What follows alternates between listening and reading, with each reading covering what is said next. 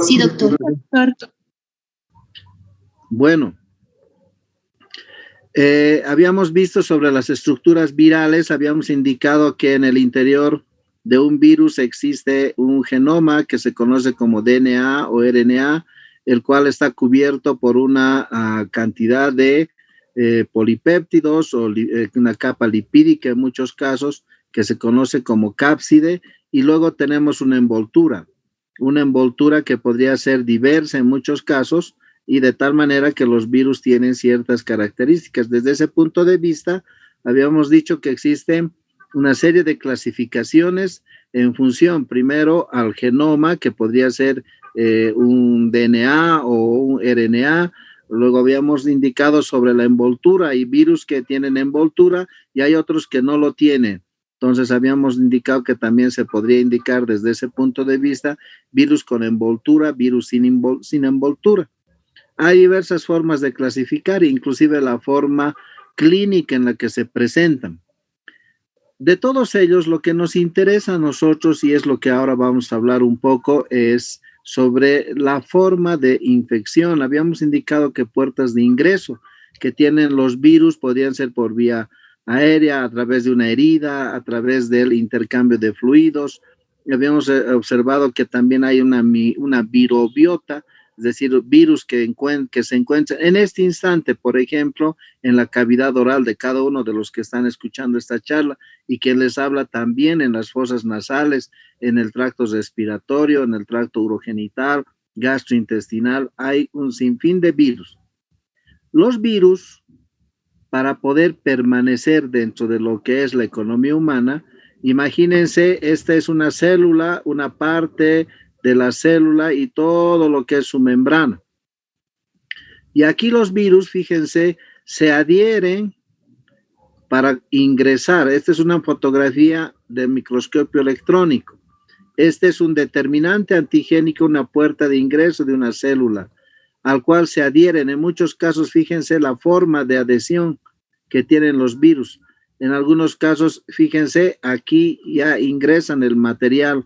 ¿Para qué? Para que en el interior, como este virus ya existe, de pronto va a intercomunicarse con todos los organelos que presenta esta célula, en este caso el citoplasma, en el citosol, en el citoplasma, donde usted ha escuchado que existe el núcleo, organelos como mitocondrias, ribosomas, retículo endoplásmico rugoso, el aparato de Golgi, lisosomas y todo lo que usted debe recordar. Este virus utiliza todo ese tipo de arsenal. ¿Para qué? Para replicarse, para que entiendan mejor, multiplicarse, si vale el término, para poder entender. Eso significa que el virus que inclusive en esta actual pandemia, con el coronavirus y todos los otros virus que usted ha escuchado, tratan de perpetuarse en el uso de todos los organelos de una célula blanco, una célula diana. No todos los virus entran a una misma célula, siempre existe una puerta de ingreso. Por tanto, ellos, estoy cambiando de imagen, utilizan lo que conocemos aquí, el ciclo de replicación, o la forma en que ellos puedan perpetuarse en una célula. Para eso requieren un huésped. Ya habíamos indicado que el huésped puede ser animal, vegetal.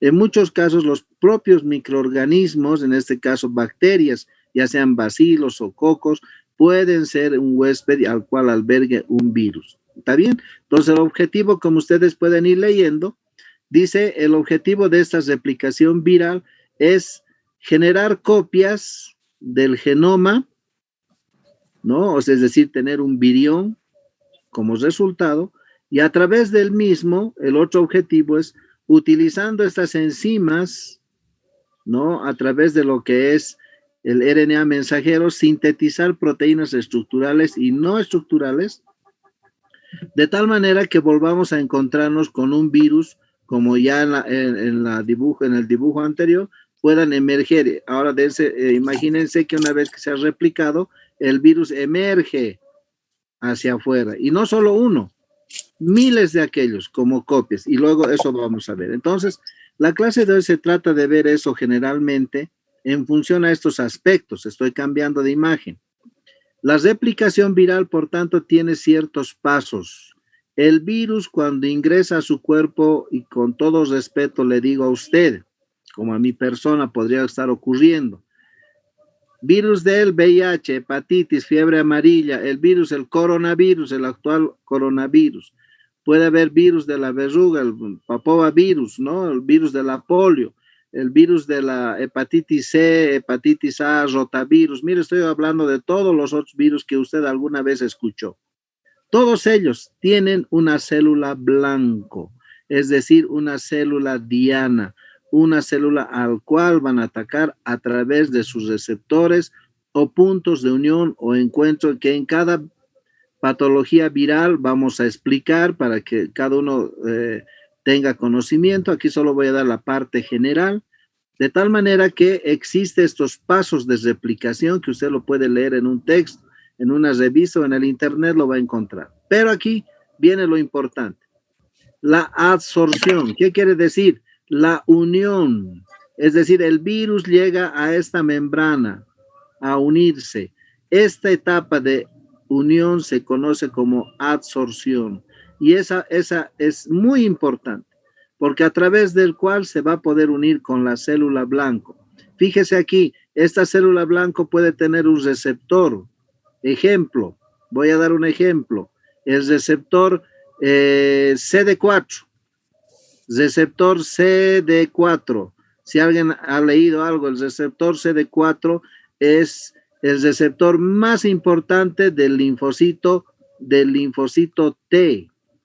Los linfocitos T son las células que nos ayudan en el mecanismo de defensa de nuestro organismo. Uno de sus receptores es el CD4. Este receptor permite activar el sistema inmune tanto de tipo celular como de tipo humoral. ¿Qué hace este receptor? Fíjese bien un ratito antes de la replicación viral. Este receptor hace que este linfocito, imagínense que es un linfocito T, pueda activar el sistema celular, es decir, estimulando la producción de mayor cantidad de leucocitos. ¿Qué quiere decir leucocitos? Glóbulos blancos. Esa es su función de este receptor CD4.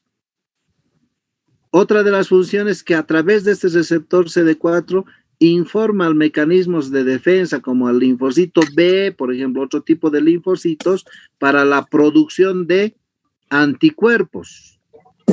También, les vuelvo a reiterar, esta célula tiene un receptor como la célula de usted, de todos los otros, los linfocitos T. Este receptor es la puerta de ingreso de información. ¿Para qué? Para producir mayor cantidad de células blancas, glóbulos blancos, para que usted se defienda en toda agresión de microorganismos, virales, bacterianos, parásitos, micóticos. Han debido ver en histología, monocitos, linfocitos, neutrófilos, eosinófilos, basófilos. A ellos me refiero. Vuelvo a reiterar, por eso escúcheme bien, es un receptor muy importante del linfocito T CD4, conocido como CD4. Y por el otro lado, le vuelvo a reiterar, este linfocito T4, CD4 también recibe información para informar al linfocito B, para que este linfocito B reciba información y produzca anticuerpos. ¿Por qué le estoy explicando esto? Este CD4 tiene aproximadamente un peso molecular parecido a la membrana, a la envoltura que tiene un virus. Alguien ya ha debido leer, ha debido escuchar el virus del VIH. El virus del VIH tiene una glucoproteína en la envoltura. Hemos estado hablando bastante y esto en la anterior clase. En la envoltura, una glucoproteína. Se ve lo que estoy dibujando, ¿no? Entonces, este virus inmediatamente se adhiere mediante esa glucoproteína a este linfocito. Hace exactamente lo que les dije hace un instante. Adsorción. Se adhiere a su célula blanco. ¿Está bien? Estoy hablando de esa etapa. Para eso entonces busca su receptor. Hay receptores, por ejemplo, en los monocitos, en los linfocitos B, los neutrófilos, en células somáticas. Imagínense que esta célula es una célula de la mucosa, ¿no? De la mucosa urogenital o gastrointestinal. El virus puede ingresar, imagínense si es gastrointestinal, tiene aquí otro receptor, vamos a hablar del rotavirus, un receptor, ¿no? Que tiene más o menos un peso molecular de 80,000 Daltons, y este receptor, conocido BR2, receptor BR2, exactamente recibe también a la glucoproteína del rotavirus, el rotavirus, que es otra estructura viral, parecido a lo que estamos hablando del VIH.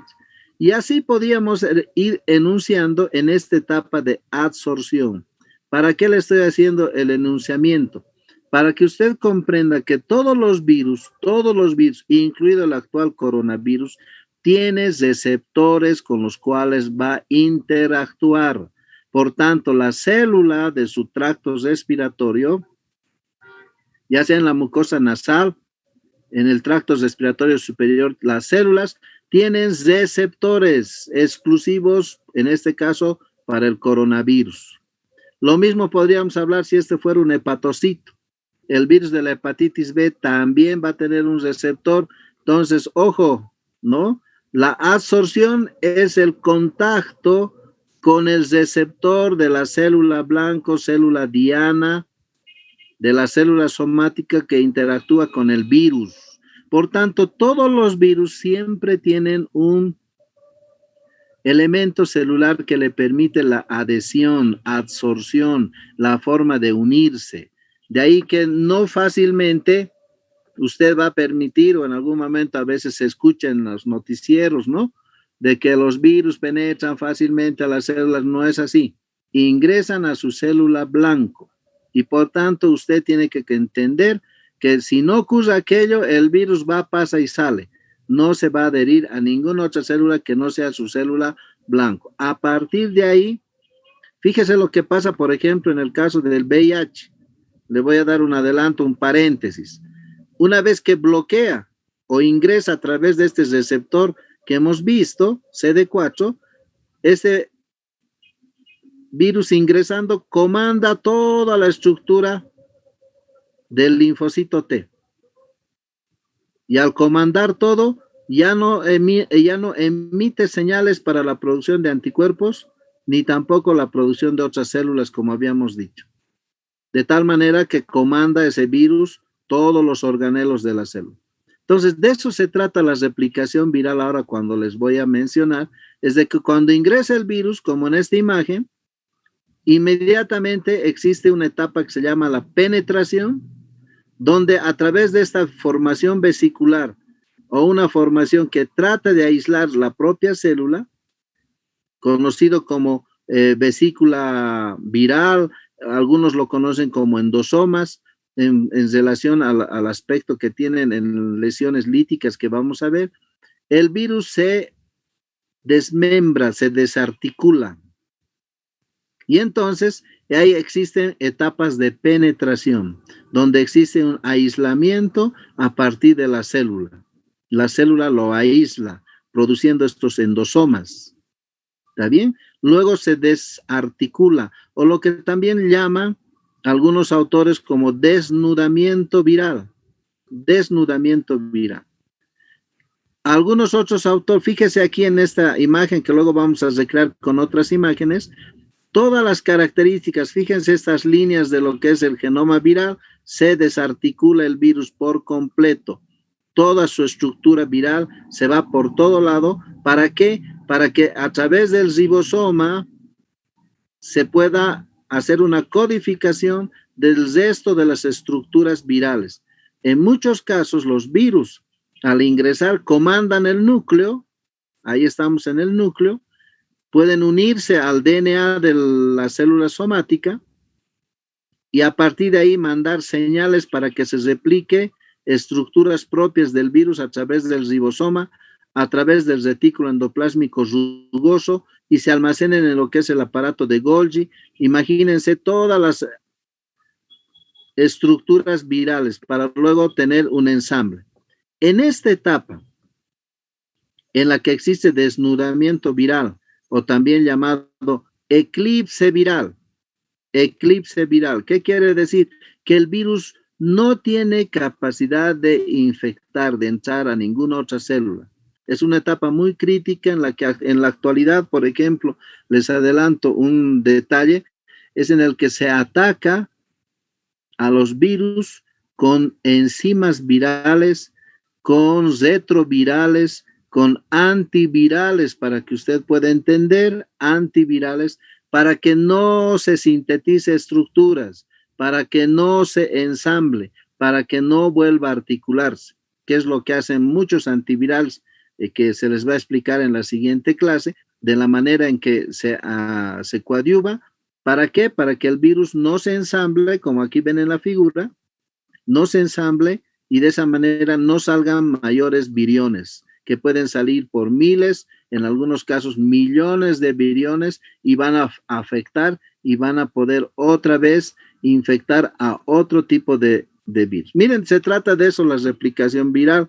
Trato de explicar algo simple. Lo complejo está en que no todos los virus tienen la misma capacidad de interactuar con las células.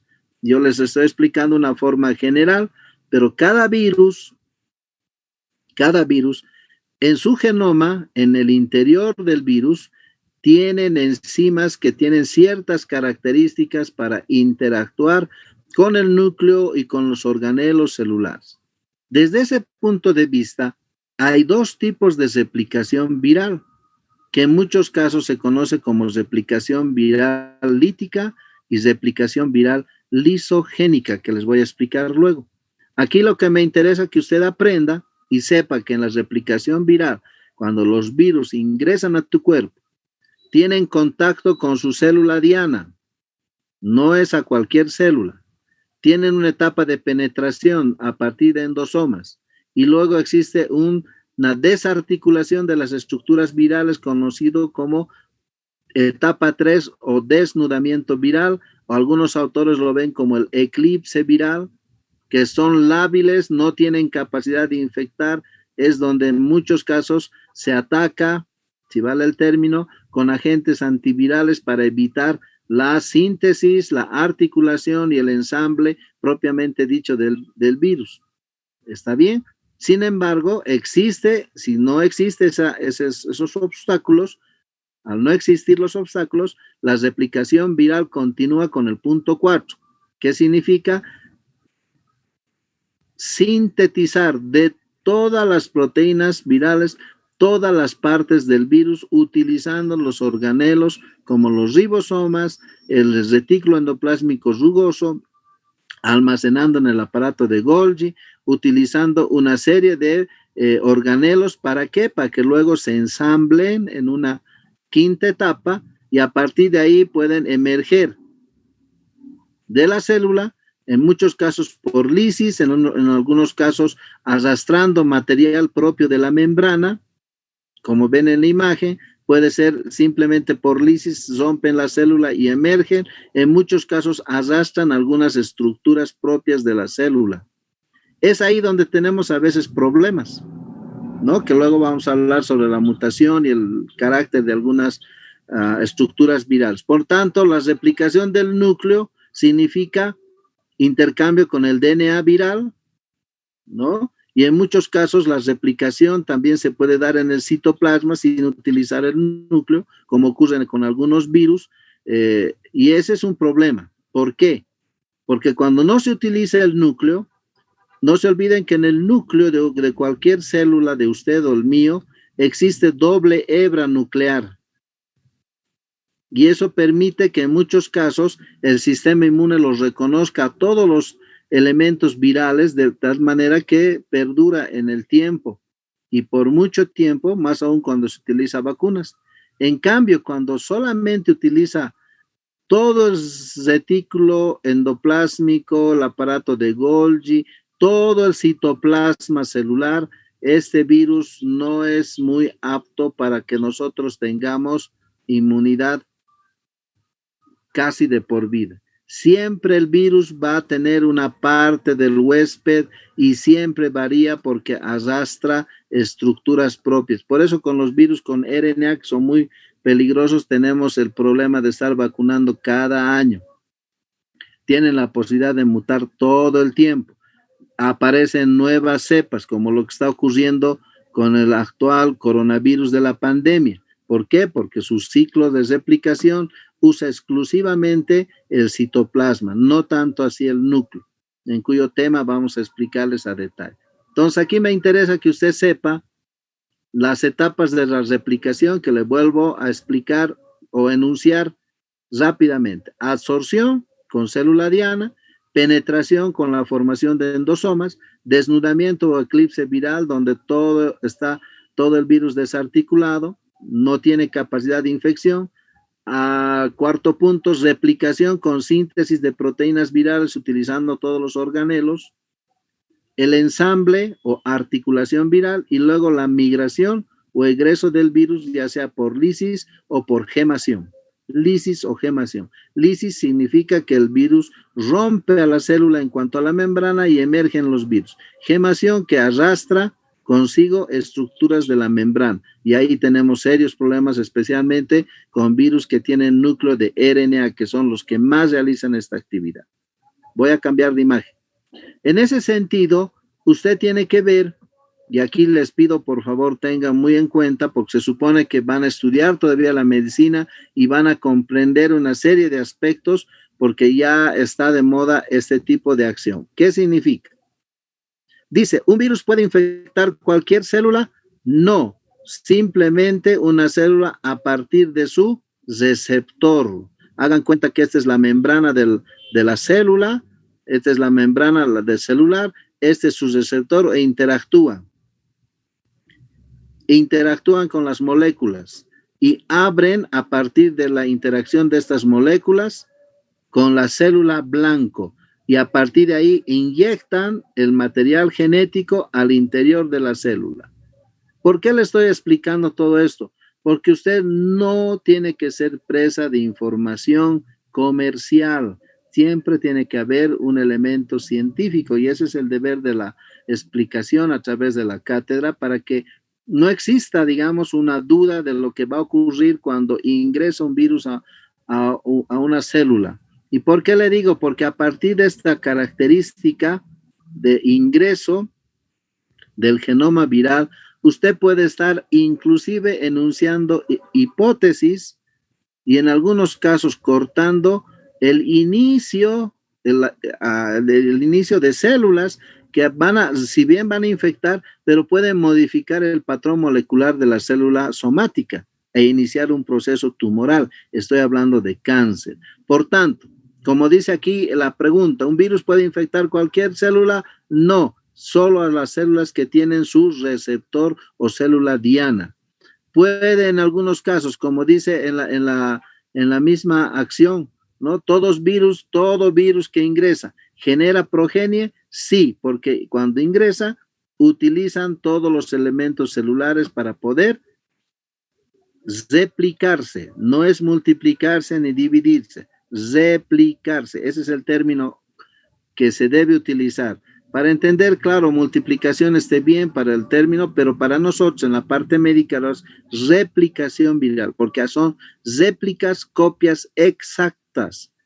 ¿Está bien? Exactas. No se modifica mucho, excepto en el arrastre de lo que es de la membrana celular. Entonces, aquí hay algunos ejemplos que yo le invito a ver. Esto hemos sacado del internet y que tiene además cada uno de estos ejemplos, cópielo y lo va a ver en video. Por ejemplo, del picornavirus, que es un virus desnudo, no tiene envoltura, la adhesión que lo tiene en un primer tiempo, ¿no? Además es un RNA que tiene una secuencia positiva. Ahí tenemos el ejemplo del virus de la polio, el ecovirus, Coxsackie virus. Ingresan e inmediatamente se desarticulan y empiezan a haber síntesis de lo que son las proteínas virales, glucoproteínas.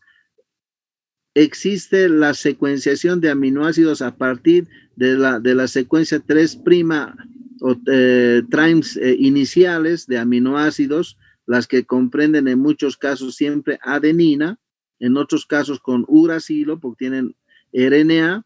Aquí están las secuencias con los aminoácidos que inicia, y de esa manera va sintetizándose y formándose un provirión. En muchos casos, esta misma estructura viral hace que emerge hacia el exterior después de pasar por una serie de síntesis utilizando todo el aparato, simplemente, fíjese usted, el retículo endoplásmico. Es decir, aquí no vemos en ninguna parte la acción del núcleo.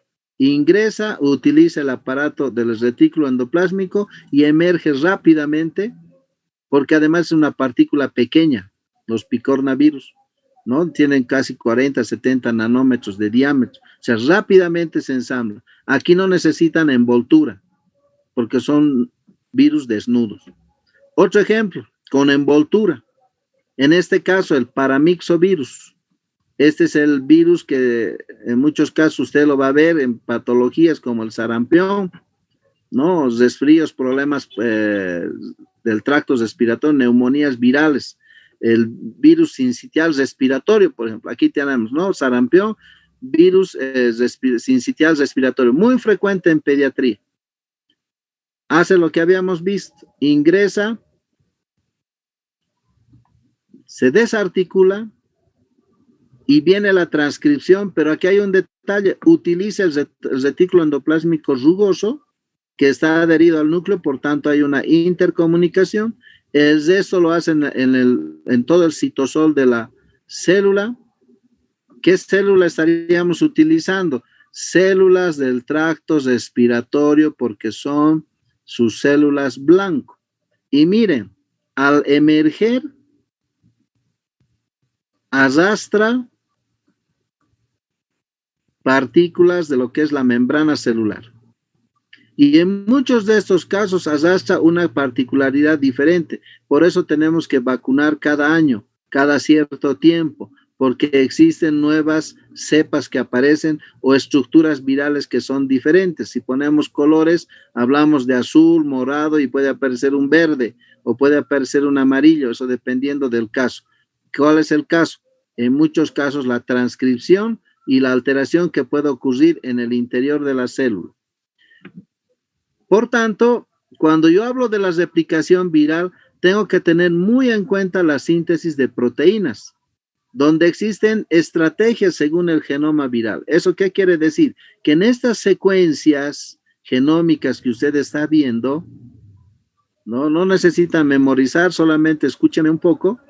En estas secuencias podemos ver que existen doble hebra, una hebra simple de la secuencia genómica. En muchos casos es compleja las dos. Todas ellas convergen a que a partir del RNA mensajero en la célula puede sintetizar el patrón molecular o la arquitectura molecular que requiera a partir de las proteínas y las enzimas que el propio virus sintetiza. Si en esta etapa tenemos una serie de injurias, modificaciones diversas, podemos inclusive modificar el patrón molecular del genoma somático, es decir, de una propia célula. Por eso es importante el conocimiento de esta acción de replicación. Y aquí existe una consulta que hay que hacer. Como dice aquí, este genoma que usted ve del virus,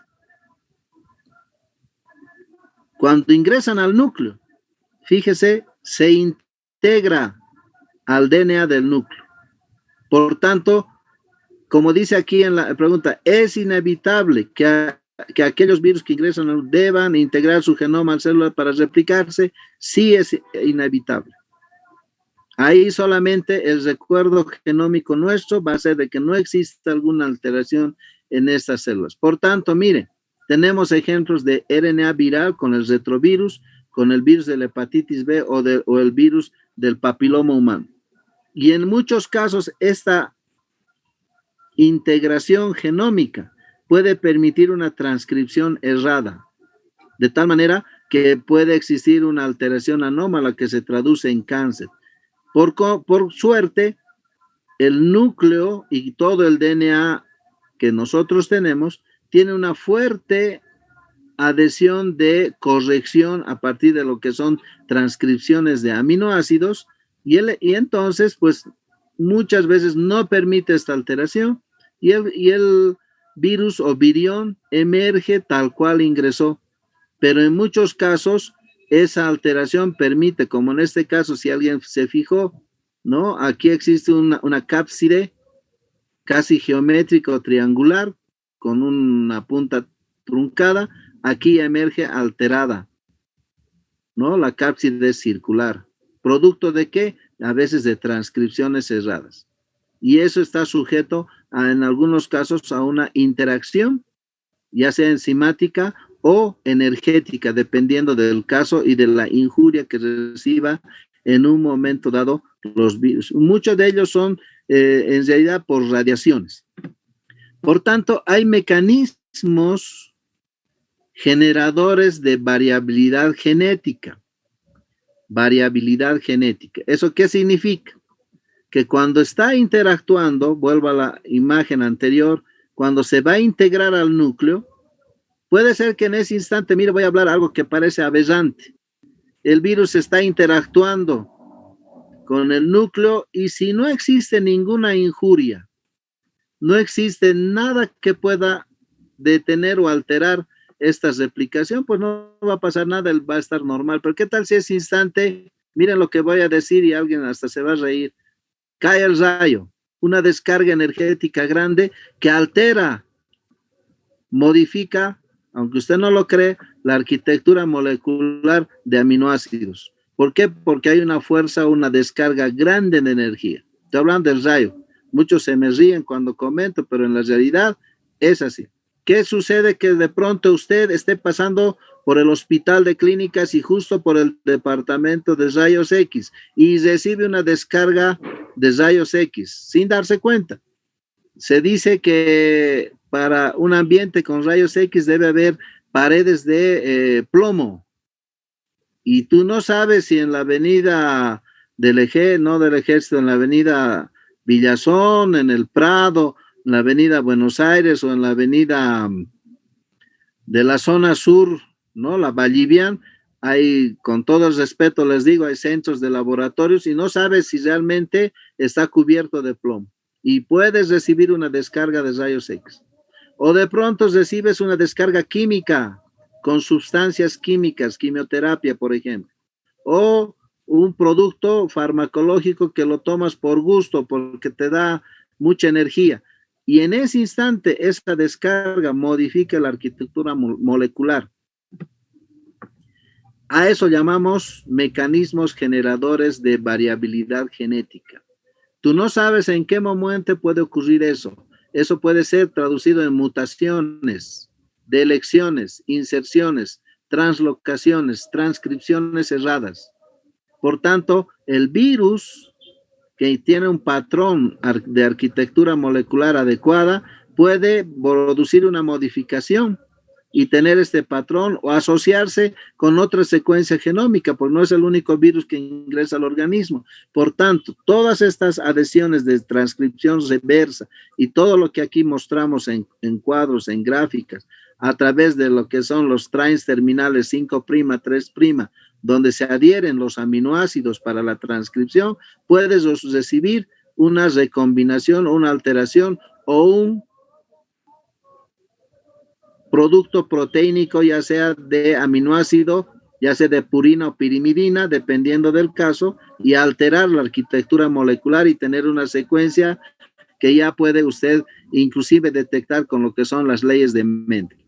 En ese sentido, usted no debe olvidarse de que sí puede ocurrir esto. Alguien me dirá, bueno, pues eso es a veces al azar, pero sin embargo tú en este instante puedes estar recibiendo una descarga a través de lo que es una descarga de iones a través del celular. Entonces, por eso hay que tener una serie de aspectos que, si bien mi comentario puede no tener el impacto, pero sí la el comentario sirve para tomar en cuenta. Entonces, ¿qué es una mutación? ¿No? Usted tiene que saber que la mutación, como dice en este fragmento, es una modificación o un cambio heredable en el material hereditario. Por tanto, puede estar sin explicación alguna, ¿no? En lo que es la segregación y recombinación. Por tanto, fíjese en relación a esto del SARS-CoV, por ejemplo, son posiciones o lugares o sitios, todo esto no se olvide que es puro aminoácido, posiciones o genomas de tolerancia de mutación, niveles de tolerancia, o en algunos casos puede haber trains terminales de modificación, lo que permite, dependiendo del caso, ver dónde ha existido un cambio de aminoácidos. Por tanto, esta sustitución, como dice aquí, el número de mutaciones de originas es sustitución de aminoácidos. Mira la cantidad de genomas que solo tiene, en este caso, el coronavirus, el SARS-CoV-2, ¿no? 4.400 genomas. Imagínense en el resto de los virus, hablamos VIH, rotavirus, virus de la rabia, virus de la hepatitis B, la cantidad de probabilidad de alteraciones que tenemos.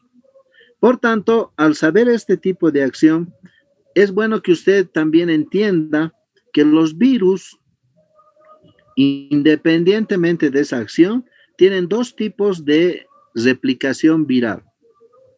Y enseguida le voy a explicar por qué hemos hablado de la mutación para que entienda este aspecto. Una replicación conocida como replicación lítica o ciclo lítico, donde en muchos casos las proteínas víricas, a través de las copias de ácidos nucleicos, hacen todo el ensamble correctamente y lo liberan al medio extracelular, produciendo una lisis de la célula, lo eliminan la célula. Y en algunos casos las células se puede volver a regenerar, en la mayoría de los casos no. Y la otra es una replicación conocida como replicación lisogénica o el ciclo lisogénico. ¿Qué quiere decir? Que el virus queda integrado, como dice aquí, al genoma de la célula. Puede ser una bacteria la célula. Aquí el ejemplo son con bacterias. No expresan sus genes fenotípicamente hablando, es decir, no van a expresar, no se denota en el exterior la presencia de este virus, y la célula o la bacteria en este caso, ¿no? Se divide, pero haciendo una réplica del virus. Este tipo de células o bacterias que en su interior tienen una estructura viral que no está activo, que está solo adherido, se conoce como célula o prófago, que enseguida vamos a entender. Y aquí, para que puedan ir leyendo y puedan ir teniendo algún comentario. En este mecanismo de ciclo lítico de los virus en la replicación, esta es una célula bacteriana. Hagan de cuenta que también es una célula somática, puede ser una célula del tracto respiratorio, pónganle que sea una célula del útero, del cuello uterino, pónganle de la célula tiroidea, pónganle células cualesquiera en estos momentos. Y este es un bacteriófago, es decir, un virus que ataca a la bacteria. Hagan de cuenta que este es un virus también cualquiera, el mismo coronavirus. Y inyecta el material genético, produce la replicación viral, como ya habíamos explicado en forma general, ¿no es cierto? Está replicando todo lo que son las estructuras en este caso, de este virus, y emergen ensamblándose un virus o viriones para ir y atacar, infectar, como quiera entender, a otras células. ¿Está bien? A eso se llama ciclo lítico. Es decir, además la célula se lisa, pues, ¿no? Se muere. En algunos casos tienen capacidad de poder nuevamente regenerar, pues dependiendo de la célula madre. Pero en la mayoría de los casos se elimina. Entonces, como han ido leyendo, ¿no? En cada uno de estos hay una etapa de fijación, entrada, la multiplicación o replicación propiamente dicho, lisis y liberación. Son etapas de lo que es el ciclo replicativo viral tipo lítico. Otros virus hacen este otro ciclo. Con el mismo ejemplo, hay el material genético, pero en este caso el material genético se une al material genético de la célula huésped. En este caso, no se olviden que las bacterias, su material genético está distribuido en todo lo que es el citoplasma, ¿no es cierto? Si fuera una célula, en este caso eucariótica, una célula del útero, una célula del tracto respiratorio, de la piel, tendríamos núcleo, ¿no es cierto? Y en el núcleo estaría adherido al DNA una parte genética o todo lo que es la estructura genética del virus. En este caso del ejemplo, es una bacteria. Cuando esta bacteria se divide, tiene su división celular, fíjese, se divide también llevando consigo material genético viral. ¿Está bien? Esta etapa se conoce como ciclo lisogénico o replicación lisogénica, porque en el tiempo el virus vive dentro de la célula y normalmente cuando recibe una injuria, en este caso, ¿cuál sería la injuria? Energía inadecuada, hablamos de rayos X, sustancias químicas o un factor hormonal que hace que de pronto se active este genoma. Inmediatamente esa célula y ese virus entra al ciclo lítico, es decir, se replica, destruye a la célula, ¿no? Y otra vez a infectar otras células. Esta etapa, muchos virus lo conocemos como etapa de latencia, muy relacionado con virus que modifican la arquitectura molecular y el comportamiento molecular del genoma nuclear que tenemos en nuestras células. Y a veces, en el tiempo, modifican tanto a la célula que lo conocemos como tumores. Ahí está el citomegalovirus, ahí está el papovavirus, hablamos del virus de la hepatitis C, del virus de la hepatitis B y muchos otros virus que tienen esa característica, que lo vamos a ir dando poco a poco con el ejemplo. Aquí, el término general que yo quiero que usted aprenda o reconozca es que hay esa etapa lisogénica. Entonces, reitero, ciclo lítico, ciclo lisogénico de lo que es la replicación viral, en uno con destrucción celular, como hemos visto aquí, destrucción celular, y en el otro mantienen las características hasta que reciba una injuria. Esa injuria podría ser, ¿no?, un estímulo a través de estímulos físicos, químicos o biológicos. ¿Qué son físicos? La emisión de un rayo, ¿no? En este caso, rayos X. Químicos, sustancias, es decir, citoactivadoras, o en algunos casos biológicos que intercambian moléculas con otra estructura celular. En ese sentido, este esquema le ayuda bastante a usted a comprender aquello que cuando está la célula, en este caso no solo bacteriana, sino una célula somática del organismo, del ser humano, ¿no? De todo lo que es el soma.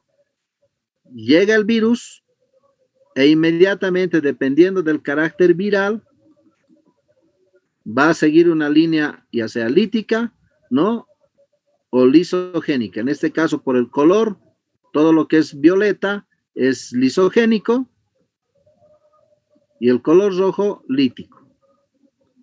Es así como en algunos casos hay procesos virales que tienen una etapa aguda y se soluciona rápidamente al cabo de 3 a 5 días o 14 días, y en algunos casos entra en una etapa lisogénica que perdura en semanas, meses o años. Tenemos el ejemplo de los virus lentos, por ejemplo, los lentivirus, que producen esa acción, o algunos otros virus que son de larga y trayectoria crónica. Por tanto, cuando yo hablo de virus, aquí les adelanto algo de microbiología clínica, de infectología, para quien va a ser infectólogo, tengo que hablar de los tipos de infección viral celular. En algunos casos se habla en función a este ciclo de replicación, ¿no? Infección productiva y en algunos casos infecciones abortivas. ¿Qué quiere decir? Perdón, que una célula susceptible pero no completa este ciclo de replicación. Y en muchos casos el gen viral esencial no se expresa en la célula. Por tanto, no necesariamente es una acción benigna para la célula, en algunos casos es maligna, pero de pronto esta expresión hace que tú hables de infecciones abortivas. Ejemplo, una patología muy conocida como la varicela. Es por el virus de la familia Herpes viridae. Y la varicela generalmente te produce una infección productiva en los primeros años de vida, hasta tus 25 años, mientras tengas crecimiento. Pasado el tiempo, ya solo te da una infección abortiva, porque con el tiempo este virus se queda en el cuerpo, en las células de transición de mucosas, en lo que es en la subepidermis, que tienen interacción con las células nerviosas, o los axones, los trains terminales, o fibras terminales de los axones neuronales. Y entonces te va a producir con el tiempo infecciones abortivas. Alguna vez, ¿no? Tienes 40, 50 años, te emerge una vesícula a manera de acné juvenil y en realidad es una varicela a esa edad, pero se pierde al cabo de 2 o 3 días por ese efecto de no expresión genética.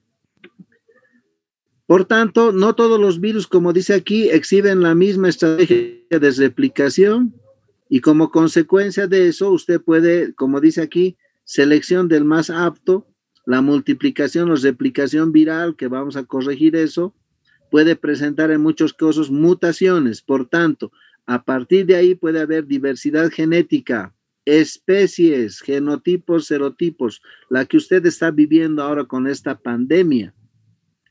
Que tenemos una cepa brasilera, ahora hay una cepa ecuatoriana, mañana va a haber una cepa hindú y tal vez más adelante una cepa de aquellas que produce gracia en muchos casos, porque a veces no entiendes que en la medicina todo es relativo. Por tanto, la vacuna que hoy se está presentando, tal vez mañana no va a servir para el virus porque ya mutó. Por tanto, al tener serotipos, genotipos o subespecies, pues terminamos teniendo también diversidad de patrones de vacunas, por ejemplo, ¿no? Por eso en muchos casos hay una pelea porque quién saca primero la vacuna para evitar, ¿no? En este caso, contrarrestar una patología, pero a veces nos olvidamos de estas mutaciones que sí se presentan. Por eso lo estamos mencionando. ¿Cuándo se presenta? Cuando hay el sitio de replicación viral.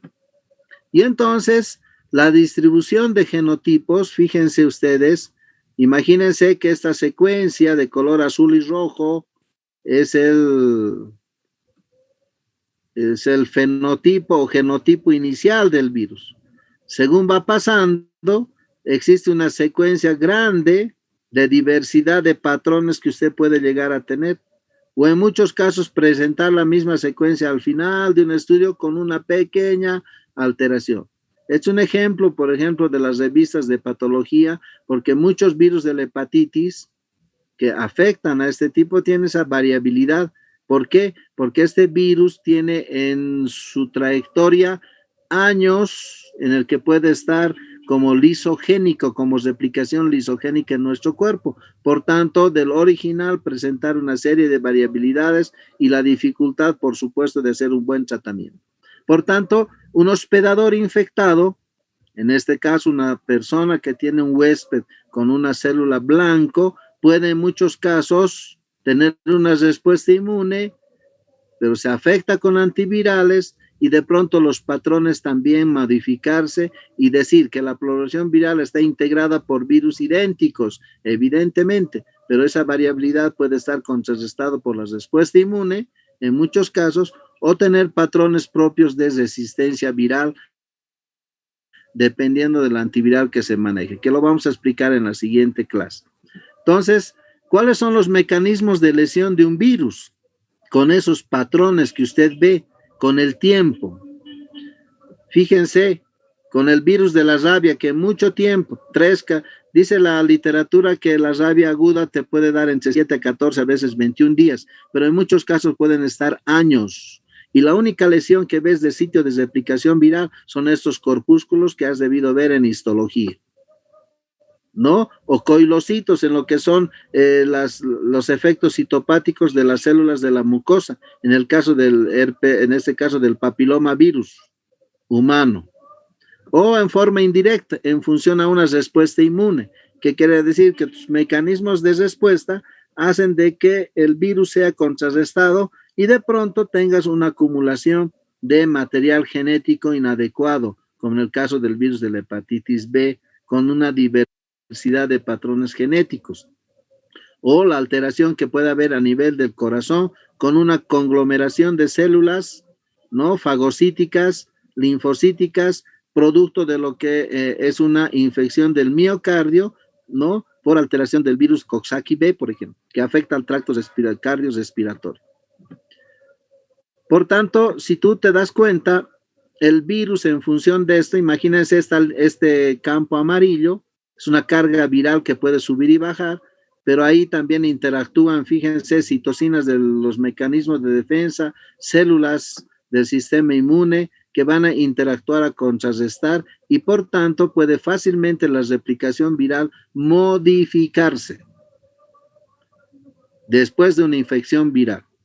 Y en muchos casos el gran actor de la modificación de este tipo de replicación viral, para que pueda usted entender, es el interferón, que ha debido escuchar en esta actual pandemia hasta el uso de esto. ¿Por qué? Porque interactúa en la replicación viral modificando los patrones de articulación y en muchos casos de ensamble viral. Y entonces bloquea la replicación y el final del ensamble viral, por tanto el paciente ya no tiene virus que puedan infectar a otras células. Bueno, en cuestión de tiempo ya vamos a terminar. Entonces aquí existe un esquema que le muestro en función al interferón que pueda interactuar, aquí está la molécula del interferón, interactuar en los diversos puntos de replicación viral, de tal manera que el virus que ingresa no va a emerger fácilmente en la cantidad que se espera. Todo dependiendo de los sitios de unión de replicación, que eso ya es biología molecular. Solamente usted tiene que saber cómo decir como material cultural de lo que ocurre con ciertas citocinas que luego en cada una de las capas virales o infecciones virales vamos a ir enunciando. Alguna acción que existe también con algunas proteínas efectoras, miren, a partir de lo que es el interferón tipo alfa, beta, que es el que más modifica estas acciones de replicación viral, ahí lo puede ir observando estas imágenes, donde interactúa fácilmente utilizando oligoelementos, en muchos casos alteraciones a partir de lo que son las enzimas, las GTPasas, en algunos casos las sintetasas, las integrasas, es decir, modifican el comportamiento de las enzimas. No se olviden que las enzimas son proteínas anfóteras. ¿Qué quiere decir? Que interactúan ya sea con energía positiva o negativa. Y al ocurrir esa injuria, el interferón puede fácilmente provocar una interfase en lo que es la interacción de la modificación de la articulación de todas las estructuras virales, provocando, por tanto, como dice en esta última parte, estimular enzimas para evitar que los receptores propios puedan interactuar, haga una degradación del RNA o en otros casos, como dice aquí, lisis de células infectadas. ¿Para qué? Para que no completen el ensamble celular. Entonces hay mecanismos de control que tiene tu organismo como el mío, ¿no? En cuestión viral, es muy grande. ¿Cómo puedo yo estudiar a los virus? Esto ya es parte de lo que es generalidad de los virus. Hasta ahí terminábamos replicación. Rápidamente les doy un pantallazo de lo que es el aislamiento de virus en laboratorio, que es muy simple. En nuestro medio se realiza especialmente, bueno, se realizaba hasta hace un tiempo, en casi 3 años, no sé si se seguirá haciendo. Lamentablemente las políticas de salud en nuestro país han variado, pero usted tenía hasta hace un tiempo este laboratorio en lo que es INLASA, en nuestro medio, produciendo a través de ratones lactantes el virus de la rabia para poder hacer vacunas contra la rabia. En nuestro medio, quien les habla tenía vivencia de aquello hasta hace tiempo, no sé actualmente cómo va, por eso les decía que las políticas de salud han cambiado y creo que ya no existe. Sin embargo, les invito a que si alguien tiene interés, vaya por INLASA, verifique, certifique, va a tener no solo una sorpresa, sino un orgullo de ver cómo en nuestro medio se hace todavía este tipo de vacunas, si es que lo están haciendo, porque había un gran laboratorio, un bioterio grande. ¿Se puede hacer cultivos celulares? También. ¿Se puede hacer para qué? Para aislar virus. Obviamente las condiciones de bioseguridad tienen que estar a la par de lo que usted ya conoce. Estas son cabinas de aislamiento, de campanas de flujo laminar, que ya lo vamos a practicar y llevar adelante en las prácticas, y cultivos a través de células, mostrando las famosas monocapas de aislamiento viral. Se utilizan células de animales, ¿no? A veces fibroblastos, células decir, neuronales de ratón lactante. Obviamente, en muchos casos se utilizan células de mono, células pulmonares, fibroblastos, les vuelvo a reiterar, todo dependiendo del caso. Y podemos evidenciar la presencia de los virus a través de los efectos citopáticos. ¿Qué significa efectos citopáticos? Esas lesiones que habíamos visto hace un instante, ¿no? Los corpúsculos de Negri, los cuerpos de Kuhn-Sihlmann, son zonas de acción citopática, o esta acción, que la unión de varias células formando sinsitios celulares. ¿Está bien? Por un producto de metanemovirus. Miren el chikungunya que produce, miren una célula, es un cultivo normal, pero el efecto citopático produce este tipo de alteraciones, ¿no? Formando vacuolas celulares en función de gatillos de organelos con vaciamiento del mismo en función de qué, de acúmulo de viriones en las células, ¿no? Que asemejan vacuolas o vacíos o endosomas. Y también se lo puede ver en histología, obviamente haciendo marcación, en este caso fíjese con inmunofluorescentes, se puede utilizar anticuerpos marcados con fluoresceína y inmediatamente detectar en las células la presencia de estos virus, ¿no? Como podemos utilizar también el método de las citoquinas, no citoquinas, inmunohistoquímica,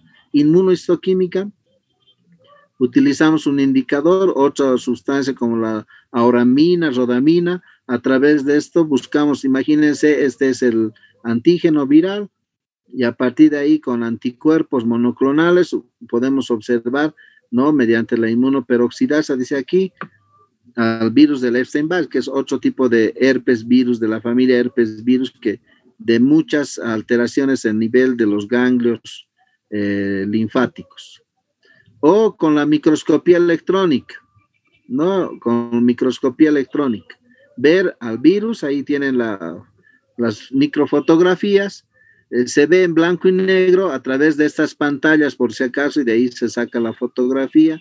En nuestro país no tenemos este tipo de material todavía, porque los costos son muy elevados y más son para fines investigativos, es decir, para la parte de salud. Y en toda Sudamérica también se adolece del mismo, más es de uso investigativo. Sin embargo, ahí está para quien tenga curiosidad del mismo. Conociendo así la característica viral, yo puedo utilizar este tipo de herramientas, el famoso Western blot. ¿Qué significa?